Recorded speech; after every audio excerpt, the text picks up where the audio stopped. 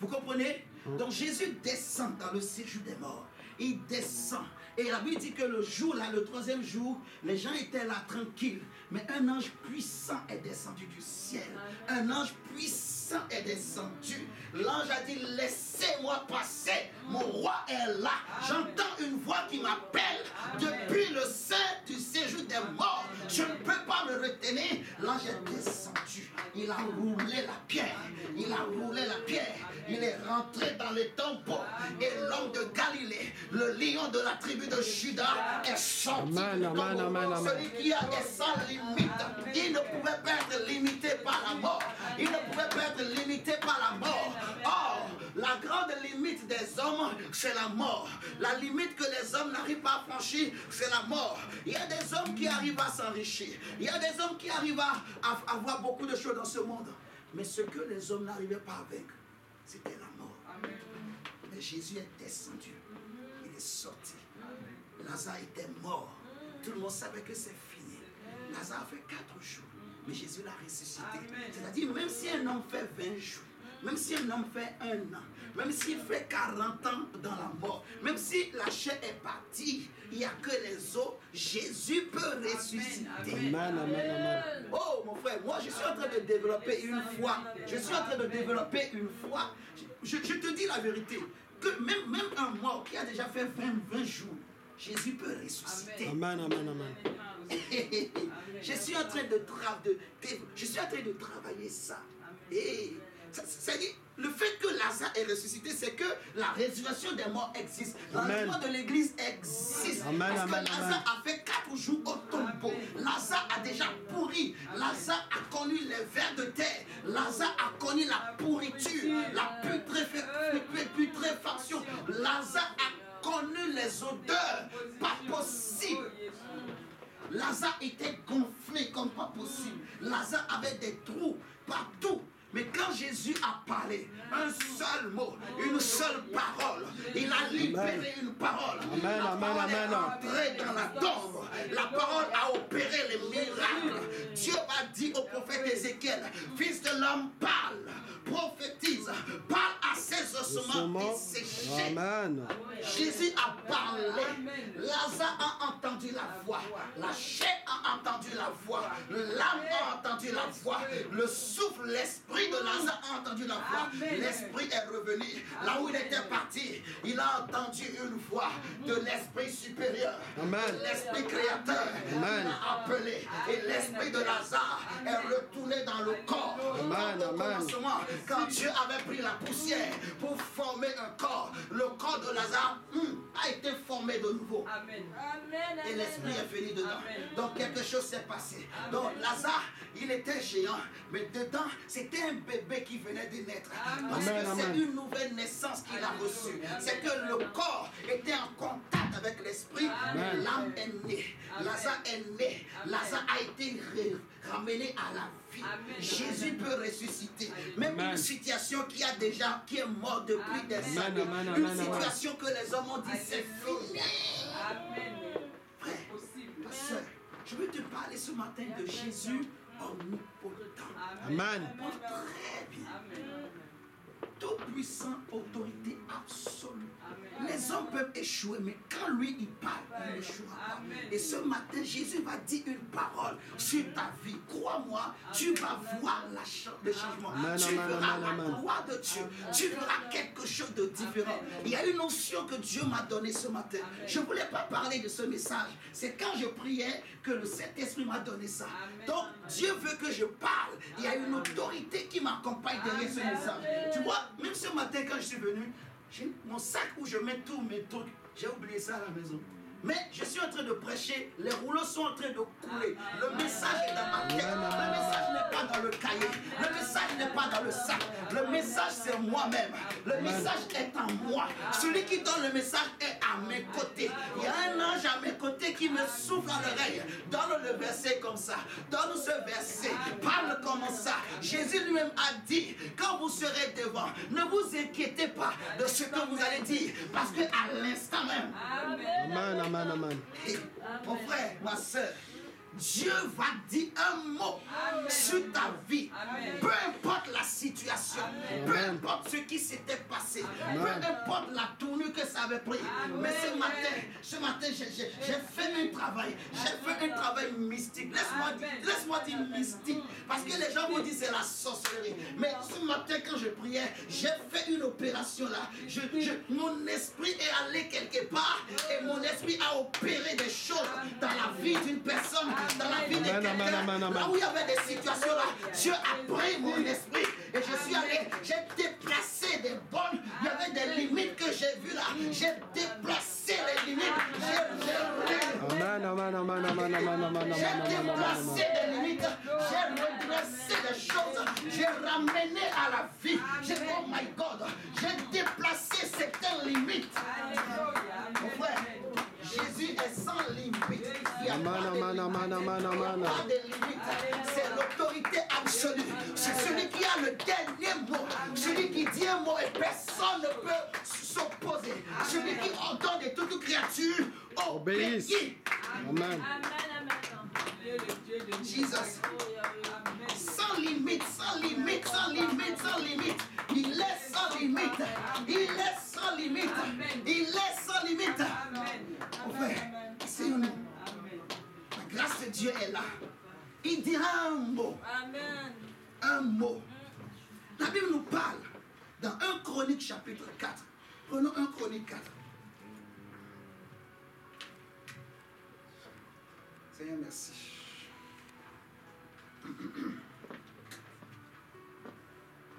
1 Chronique chapitre 4. On va lire le verset 1. Attends, d'abord. Seigneur, merci. Jesus. Thank you, my God. Thank you. My Lord. Thank you, my Lord.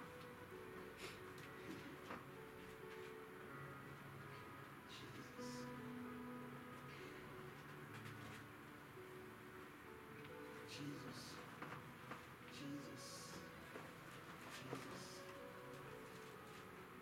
Yes.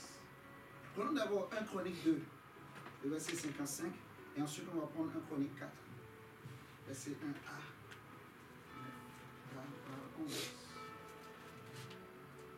1 Chronique chapitre 2, verset 55. Il est écrit quoi? Et les familles des scribes demeurent à Jaébet, les Syriaciens, les Chimiaciens, les Sucatiens, ce sont les Kéniens, issus de Hamath, père de la maison de Réka. Alléluia. Amen. On nous dit que ces gens-là, ils demeuraient où? À Jaébet. Dis Jaébet. Jaébet. Maintenant, prenons le chapitre 4. Tu vas lire à partir du verset 1. Oui, 1 Chronique 4. Fils de Juda, Péret, Etzron, Carmi, Ur et Shobal. Réaja, fils de Shobal, engendra Jacat, engendra Ashubaï. Alléluia. Et Laad. Ce sont les familles des Zoréatiens. Des Soréatiens. Voici les descendants du père. Tétam, Gisri, Vas-y doucement, tu vas y arriver. Jishma et Jidbash. Le nom de leur sœur était Etzeponi. On va te donner un nom comme ça. Là. Pénuel était le père de Gédor. Et quoi? Lizer, père de Husha. Ce sont là les fils de Hur, premier-né d'Epharata, père de Bethléem. Ashur, père de Tekoa, eut deux femmes, Léa et Nara. Nara lui enfanta Ashuzam et Épher, Téméni et Achashtari. Ce sont les fils de Nara. Fils de Éléa, Théer, Sochar et Etna. Côte engendra Anub et Atsubeba, une famille d'Ashraël, fils de Daroum. Jaébet était plus considéré que ses frères. Jaébet était un homme qui était plus considéré que ses frères. On continue jusqu'au verset 10. Sa mère lui donna le nom de Jaébet. Sa mère lui donna le nom de Jaébet. Oh là là. On continue. En disant, c'est parce que je l'ai enfanté avec douleur. Je l'ai enfanté avec douleur. Alléluia.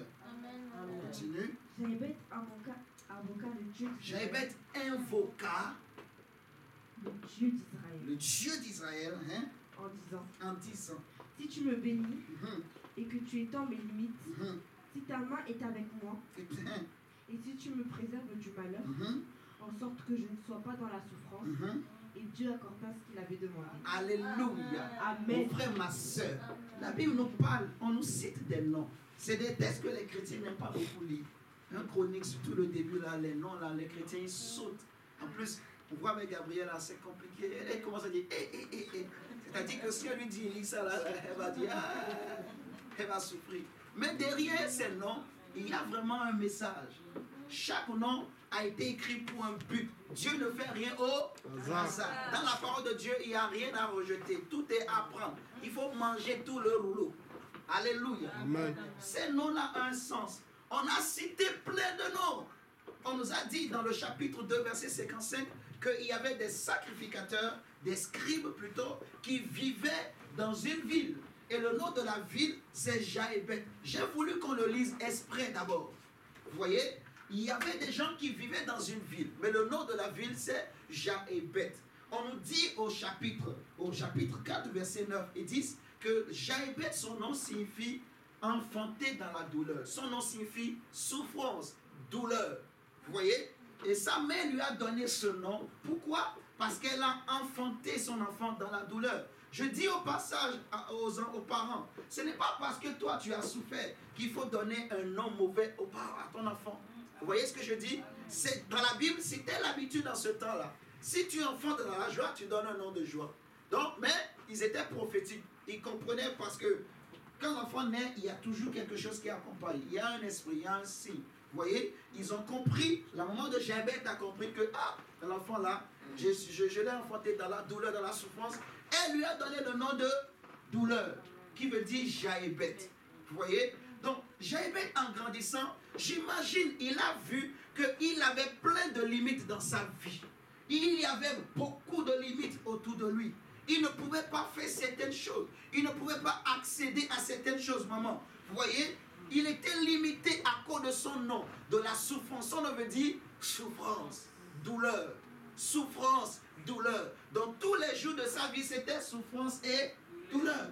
Il ne pouvait pas faire certaines choses. Il ne pouvait pas avoir d'héritage. Il ne pouvait pas avoir des enfants. Il ne pouvait pas avoir une femme. Il ne pouvait pas travailler bien. Ou bien il travaillait, mais il ne mangeait pas bien. Jaébet a souffert. Jaébet a souffert. Dans sa famille, on le rejetait. Dans sa famille, au début, on ne le considérait pas. Si la Bible nous dit qu'il n'était plus considéré, ça veut dire qu'au début, personne n'avait de considération pour Jaébet. Sa vie était une vie d'humiliation. Vous voyez? Quand un homme naît, Dieu, on a lu dans Acte 17, c'est lui qui fixe les temps et les bornes de leur demeure. Donc chaque être humain naît, Dieu a fixé ses bornes. Vous voyez? Il y en a qui naissent à cause du nom de leur famille, à cause de leur héritage familial, à cause de leur vie, à cause de leur histoire, à cause du chemin qu'ils ont emprunté. Eh bien, il y a des limites qu'ils rencontrent dans la vie. Vous voyez? Il y a des limites qui sont sur leur vie, sur leur chemin. Et il y a beaucoup de chrétiens qui sont comme des Jaébet, qui ont des limites. Vous voyez ce que je dis? Alléluia. Amen. On dit que son nom était souffrance et douleur. J'ai aimé la prière de Jaébet, qui veut dire beaucoup de choses pour nous chrétiens. Si vous regardez dans le chapitre 9, on nous dit, je vais lire cette version-là, qui dit, Jaébet fut plus honoré que ses frères. Sa mère l'avait appelé Jaébet en disant, c'est parce que je lui ai donné naissance dans la douleur. Vous voyez? Verset 10, Jaébet fit appel au Dieu d'Israël. Donc, Lorsque Jaébet a appelé Dieu, il a invoqué Dieu, il a cherché Dieu, Dieu a changé. Dieu a changé la douleur en joie. Dieu a changé le déshonneur en honneur. Dieu a changé la honte justement en réjouissance. Vous voyez, Dieu a changé la situation de Jéhovah. Dieu a changé l'histoire de Jéhovah. Lui qui n'était pas considéré, même jusqu'à aujourd'hui, on parle de lui. Si vous regardez dans le texte, on n'a même pas dit qui était son père. On a juste dit que sa mère lui a donné le nom de Jaébet. C'est-à-dire que dans l'histoire de Jaébet, ce qui était important, ce que les gens ont retenu, parce qu'on nous a cité tous les autres noms. Ça veut dire que de tous ces gens qu'on a cités, on sait que telle personne, il vient de telle famille. On sait que telle personne, il s'appelle tant, son père c'est ci, sa mère c'est ci, il est devenu tant parce que son père et sa mère ont fait ci, son père et sa mère ont payé ses études, ses parents ont fait ci, tu vois. On connaît l'histoire. Mais ce que l'histoire, ce que le monde, ce que, je dirais, l'histoire a retenu sur Jaébet, ce n'était pas son père ou sa mère. Ce que l'histoire a retenu sur Jaébet, c'était qu'il était très honoré. Oh, j'aime ça. Ce que le monde a retenu sur Jaébet, c'est qu'il a invoqué Dieu. Ce que le monde a retenu sur Jaébet, c'est que Dieu l'a élevé. Et j'aimerais dire à quelqu'un, ce qui est important, ce n'est pas que les gens parlent de tes origines, non. Amen. Mais c'est que les gens reconnaissent que tu as un Dieu. Amen. C'est que les gens réalisent que tu as un Dieu. Amen. Que tu étais A, mais Dieu t'a changé, tu es devenu B. Que les gens réalisent que tu étais dans la douleur, mais Dieu a enlevé la douleur. Amen. Et il a amené la joie. Ce qui est important, que les gens, ceux qui t'ont connu hier, qu'ils disent oui, on a connu SP, on a connu Karine, on a connu la sœur Clarisse, mais aujourd'hui celle qu'on voit n'est pas la même. Que les gens disent on a connu cette jeune fille, on savait comment elle parlait, mais aujourd'hui quand on l'entend, elle a un autre langage. Alléluia. Je suis en train de prier pour quelqu'un ce matin, que le témoignage que les gens vont retenir de toi, que ce soit comme Jaébet. Merci Seigneur. Amen, Alléluia. amen, amen. Que tu sois comme Jaébet. Peu importe ton histoire, peu importe ton passé, je veux te parler de celui qui est sans limite, qui peut changer, briser les limites que ta maman ou ton père ou ton oncle ou ta tante a mis autour de ta vie. Alléluia. Je veux parler à quelqu'un ce matin. Même si ta mère, bien qu'elle est ta mère, elle t'a engendré, elle avait cette autorité que Dieu lui a donnée en tant que parent. Elle avait parlé sur ta vie, elle avait déclaré des choses sur ta vie. Même si ton père, bien que étant ton père, ayant reçu un pouvoir de Dieu, il a parlé sur ta vie. Mais je veux te parler ce matin d'un autre père, d'une autre mère, d'un autre roi, d'un autre Seigneur qui est au-dessus de tous les autres, qui est au-dessus de tous les mamans, qui est au-dessus de tous les papas. Là où les papas ont échoué, lui il n'échoue jamais. Lui il dit je connais les plans et les projets que j'ai formés sur toi, des projets de paix et non de malheur. Il est venu pour changer ta douleur. Il est venu pour ôter ta souffrance. Il est venu pour ôter ta souffrance. J'ai l'onction. Frère, je te dis la vérité, moi j'ai l'onction. Je sais que j'ai l'onction. Donc mon frère, profite. Dieu va faire. Amen. Dieu est en train de faire des choses au milieu de nous. Dieu est en train de faire. On est en train de voir. Le Seigneur est en train de faire. Les choses qui étaient bloquées, il est en train de débloquer. Il est en train de changer des situations. Mais ce n'est pas fini. Ce n'est que le début. Parce que l'onction brise le joug. Nous ne prêchons pas un Jésus faux. Nous ne prêchons pas un Jésus mort. Mais nous prêchons un Jésus vivant et puissant. Non seulement il est puissant, mais il est tout puissant. Et non seulement il est tout puissant, mais il est l'autorité absolue. Non seulement il est l'autorité absolue, mais il est sans limite. Non limite. Non limite. Jaébet souffrance, Jaébet douleur, Jaébet épreuve. Au début, les gens parlaient du nom de Jaébet, Jaébet.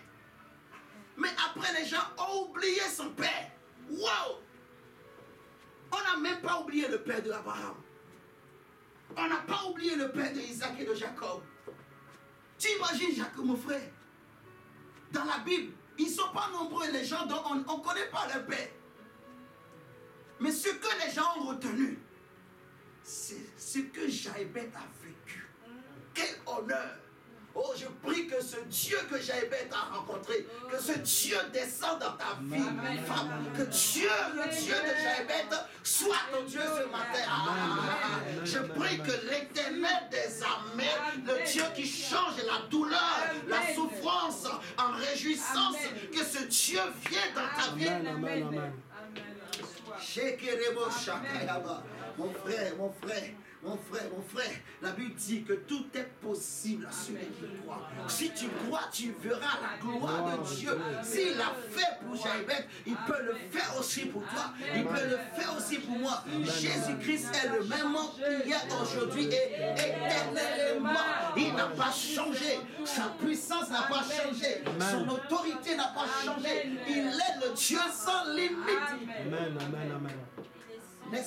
Laisse que ton âme vraiment se jette dans la piscine.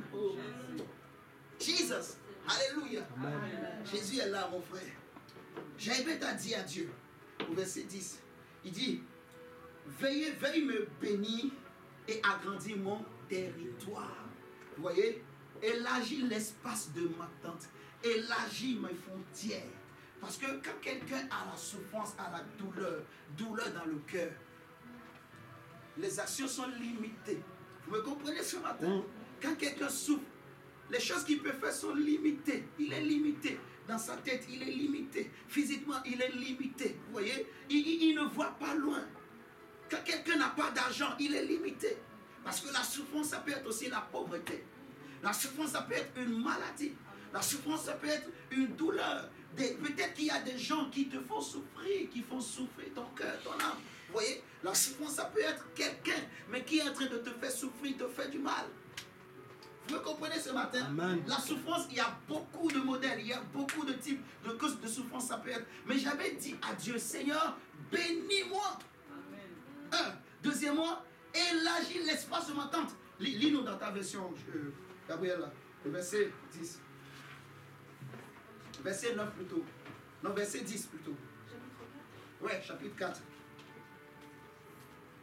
Jaébet invoqua le Dieu d'Israël en disant, si tu me bénis et que tu étends mes limites, Attends d'abord. Donc il demande à Dieu premièrement, bénis-moi, étends mes limites. C'est-à-dire, enlève les limites de la souffrance qu'on a mis. Et le seul qui peut le faire, c'est Dieu. Parce qu'on a dit, derrière chaque individu, il y a en fait un esprit. Derrière chaque peuple, il y a un esprit. Et l'esprit qui était derrière Jaébet, c'était l'esprit de la souffrance. L'esprit des douleurs. Vous me comprenez? C'était un esprit qui était là pour amener tout le temps des pleurs, des lamentations, des gémissements dans la vie de Jaébet. À cause de son nom. Il est né avec un esprit. L'esprit